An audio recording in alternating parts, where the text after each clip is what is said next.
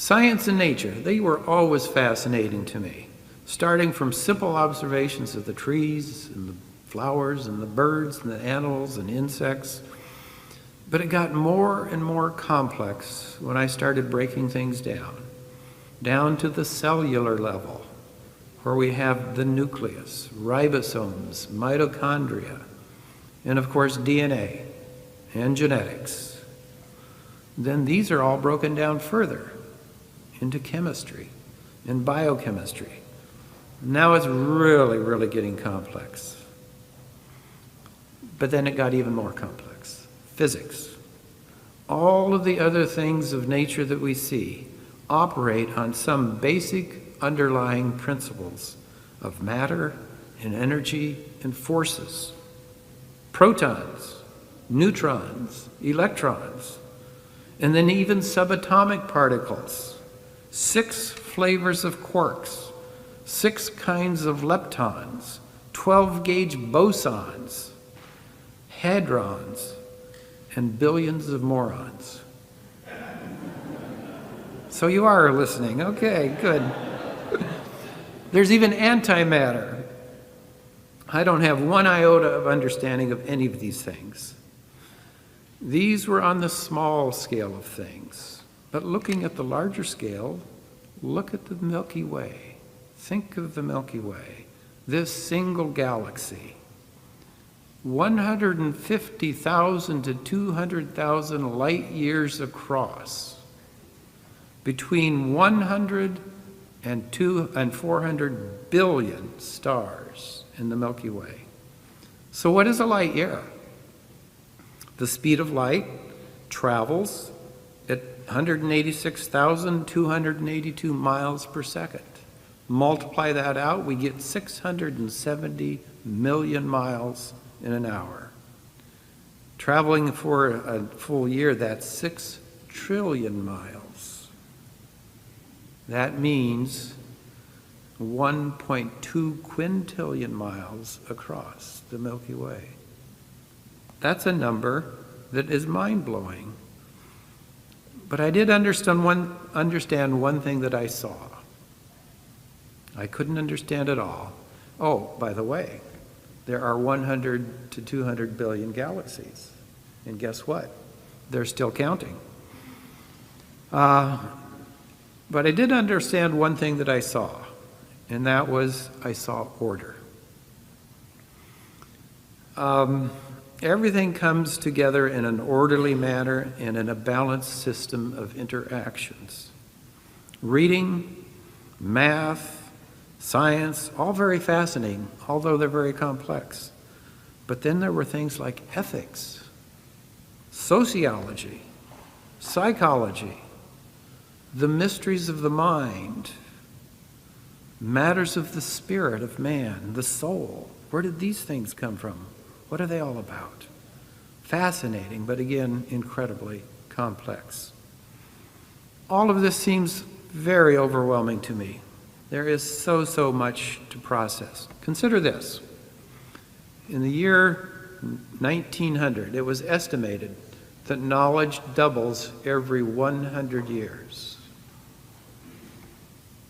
By 1945, it was estimated every 25 years. Some estimates now put that at every 12 months. Knowledge doubles. I just read in one of my medical journals 2 weeks ago that it's now estimated that medical knowledge doubles every 72 days. If you extrapolate that forward, you're going to come down to every 12 hours. It's just amazing. I understood what Tony Bennett said when he said, "The more I learn, the less I know." And I fully identified with the English Romantic poet Percy Shelley when he wrote, "The more we study, the more we discover our ignorance." And that's exactly how I was feeling. So out of this complexity, I needed simplicity. While what I was learning and experiencing was incredibly fascinating, it was also very overwhelming. So I started on this search for simplicity. In this search, I stumbled across a very neat quotation. This quotation is, if it can come up, very simple. Simplicity is the ultimate sophistication. I love that. It made good sense. And if it was good enough for somebody as smart as Leonardo da Vinci, that was good enough for me. And I came across another good quotation from another brilliant mind, Albert Einstein. If you can't explain it simply, you don't understand it enough. It made great sense. So this is the result of my search for simplicity in the matters of the Spirit. First, I needed to know, to establish the foundations of this life, of spiritual matters. Or is there such a foundation at all? I thought if I can discover this foundation, then I would have a lot of the other answers be available to me. So whereas I always believed in God as a creator, it only made sense when I looked around me, I knew I couldn't prove that he was in existence, as I might prove a scientific hypothesis. So I looked for evidence, and for me that evidence came in one major area, and that is design. Very simply, when you look at all of the complexity of the entire universe, whether it's from the subatomic particles to the vastness of the universe all around us, and when you consider the physics, the chemistry, all of the precise forces that are constant and unchanging, it is essentially impossible for me to believe that all of this came out through random chance.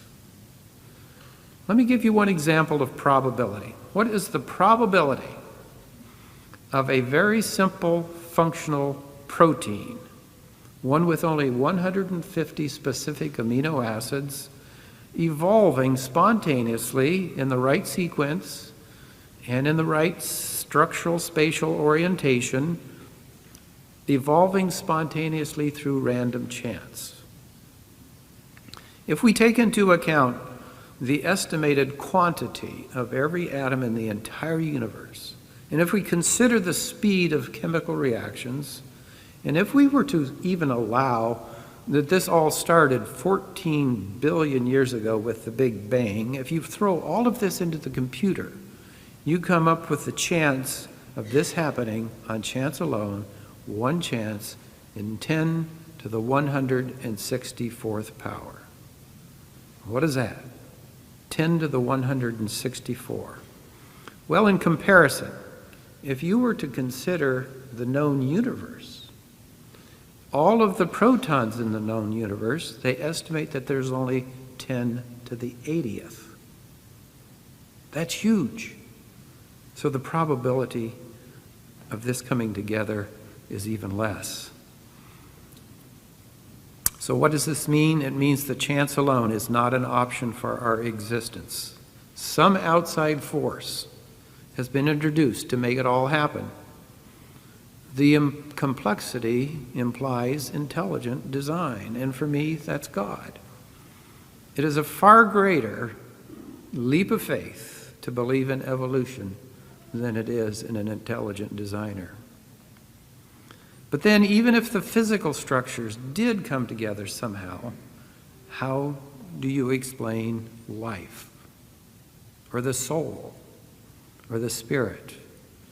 It is way beyond our ability to understand, and I think that once again we are talking about something with an intelligent designer.